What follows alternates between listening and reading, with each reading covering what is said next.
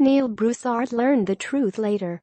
Well after Isaiah Buggs signed with a school other than LSU, the hulking, athletic defensive lineman revealed to Broussard, his former position coach, that on Thanksgiving week of last year, Buggs had planned to verbally pledge to the Tigers and coach Ed Orgeron. He was about to commit and everything, Broussard said this week. Orgeron thought it was a done deal. So did many others. All signs pointed to Buggs signing with LSU during the junior college signing period last December. For one, he was from Louisiana, and his connection with LSU staff ran deep. In many ways, the Ruston native was a silent commitment to the Tigers. He was a beast of a man who would give this defensive front immediate help. After all, in 2 seasons at Mississippi Gulf Coast Community College, Buggs went from a 230-pound high school player with no major offers to a 6'5", 290-pounder ranked the #1 junior college player in the country. He seemed destined to return to Louisiana, bound for the flagship school of his home state. He signed with Alabama. "Listen, I was recruiting Isaiah Buggs. I was recruiting Requin Davis," Orgeron said earlier this week, referring to another Bama defensive lineman who spurned the Tigers for the Crimson Tide. "They beat us on those guys. Those are the guys that we need to get. We need to beat them in recruiting." The real battle between Alabama and LSU is not on any football field. It's fought at the dinner table of 17-year-old kids, on mama's front porch, and in daddy's work truck. It's waged in high school locker rooms, in long telephone conversations and text message exchanges. Buggs is just the most recent example of what's become an unsettling trend for LSU in the war between these two West powers. Alabama is signing the most highly ranked linemen, developing them into All-American types, and then using them to extend the longest winning streak in this series since the 1980s. The gap between the programs on the offensive and defensive lines shows in the stats of their past 6 meetings, all Bama wins. Look no further than 4 categories that the Tide has dominated: average offensive yards, 359.8 to 229.5, average rushing yards, 180.1 to 81.8, yards per carry, 4.5 to 2.2, and total sacks, 20 to 9. Plus 4. 100,417 LSU Alabama ranked recruits.jpg. This trench war is one-sided. This big man's game, as Orgeron referred to it this week, is unequal. Year in and year out, it's kind of a trenches game, LSU defensive end Christian LeCoucher said. Every game is usually won in the trenches, but for this game especially. They want to run the ball, and we want to stop the run. We want to run the ball, and they want to stop the run. Top-ranked Alabama, 8-0, 5-0 sect, can win a 7th straight game over number 19 LSU, 6-2, 3-1, on Saturday at Bryant-Denny Stadium. Just 10 years ago, LSU scored 41 points against Alabama in Tuscaloosa for its 5th consecutive victory in the series. The Tigers haven't scored more than 21 points since. How the chasm got so wide so quickly is not so easy to explain. Former coaches, ex-players and recruiting experts hold different views in explaining the change.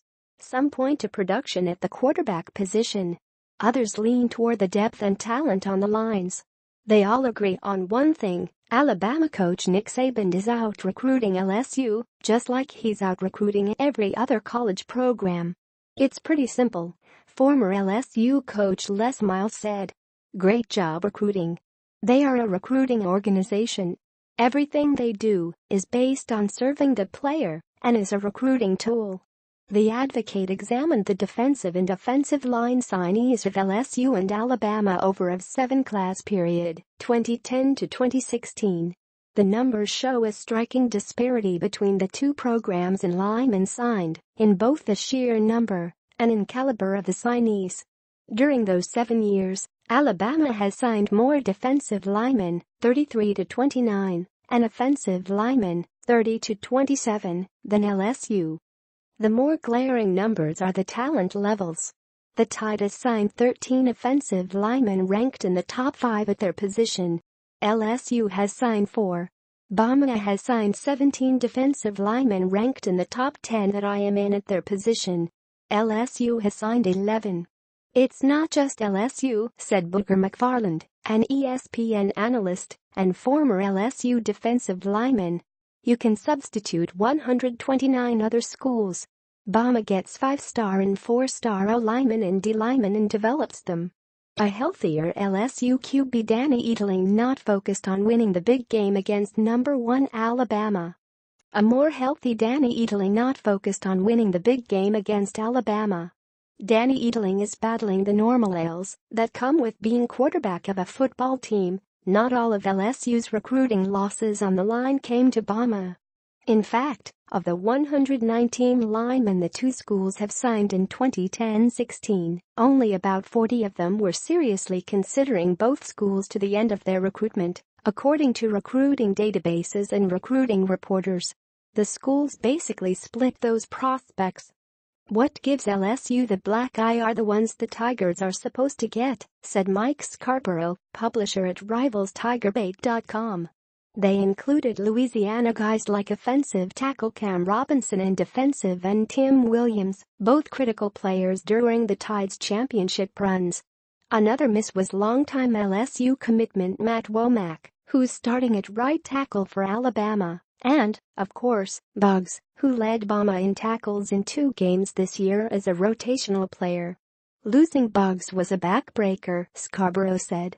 Including Buggs, Alabama has signed 5 players from North Louisiana since 2012 who ranked in the top 20 in the state in their class. LSU has signed 7. Most recently, the Tigers lost out on Neville defensive tackle Fedarian Mathis in February. Plus 4.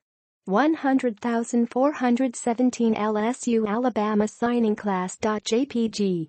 Saban's surge into the north part of the state, something Orgeron is very much aware of, began in 2012. LSU got 13 of 14 top 20 North Louisiana recruits from 2008 to 11. We beat them on a couple guys. They've beaten us, Orgeron said. Remember, this is his 11th year at Alabama. This is my first, okay? They almost got Buggs. He was prepared to commit to the Tigers around the same time that Orgeron was named permanent coach. Buggs then accepted in-home visits from Alabama coaches just days after Orgeron's promotion and the firing of assistant Bradley Dale Pavetto, Buggs' primary recruiter. A week later, Buggs visited Alabama, then committed on Twitter citing LSU's coaching staff instability. He ended the post with "Joe Tigers." In a Twitter message on Wednesday, Buggs revealed that he woke up to horrible messages from Louisiana fans. This will only improve his performance Saturday in a game against his home state team, said Broussard, now the defensive coordinator at St. Martin High in Ocean Springs, Mississippi. He's probably going to ball out, he said. It doesn't take much to get him fired up. Buggs is one of about 10 defensive linemen that Alabama regularly rotates at its 3 D-line spots and the edge rushing position Saban calls Jack. LSU rotates, at most, 7 players at 4 similar positions, the result of injuries, ineligibility, and of course, some recruiting hiccups. That's another gap between the two programs, number of available bodies. It's confounding to someone like Cole Kubelic, a former Auburn center who's a sideline analyst for SEC Network. It doesn't feel real, to be honest with you, he said. I feel like defensive linemen grow on trees in that state. The first thing LSU can do is build the numbers on both sides of the ball. It gives you options, competition, and gives you the chance to hit home runs. For Orgeron, that's his baby. That's his position. He understands its importance. Ed Orgeron on LSU, Darius Geese this week, we blocked out the noise. Ed Orgeron on LSU, Darius Geese this week, we blocked out the noise. The exchange unfolded in July from the main ballroom at Southeastern Conference Media Days. It's not just on defense. Alabama has 17 scholarship offensive linemen. LSU has 11, in part because of 5 off-season transfers. Got to keep building depth. Can't be thin in the SEC, center Will Clapp said. got to recruit the right guys. Get guys to buy in and stay around. You have a bunch of guys transfer, it's hard to be deep at a position. All programs have what many refer to as recruiting busts, highly ranked players who rarely played or eventually left the program. Many of LSU's busts have come in a critical area, defensive tackle. The Tigers signed just 6 players from 2010 to 15, designated as defensive tackles by recruiting services. Alabama signed 18. And 4 of LSU's 6 DTs never started a game in their careers: Trevon Valentine, Trey Lealamativow, Mickey Johnson and McQuedius Bain. Lealamativow is the poster boy of the difference between LSU and Bama when it comes to lineman recruiting, Scarborough said of the 2014 signee who pleaded no contest to robbery charges earlier this year in California. "I'm not saying that because he's in prison. I'm saying that because you miss out on the top guys and you take a guy nobody else offers in your peer group." Orgeron is aware of the need for space eating, yet athletic defensive tackles. He signed 5 in the past 2 classes, nearly the same number LSU signed in the 6 previous classes. Still, the coach says LSU is a little ways away. He cited true freshman offensive lineman Ed Ingram, Sadiq Charles, nose tackle Tyler Shelvin and Texas Tech transfer Breton Fehoko as the kind of players who can close the gap between the Tigers and the Tide. "I love all our guys, okay? But those are physical guys, have the physical stature that it takes to be able to block these guys," he said of Ingram and Charles. "Are they ready to block these guys as freshmen? It's pretty hard. We need to continue to recruit better, get bigger and faster on the line of scrimmage. This is a big man's game. This is where the game is won." Quarterbacks, defensive and offensive linemen are the toughest positions to recruit, said Tommy Tuberville, the former Auburn coach who's an analyst for ESPN. O-line and D-line recruiting is made more difficult as more and more high school teams move to up-tempo, spread offenses. +4. 100,417 LSU Alabama D lineman origins.jpg.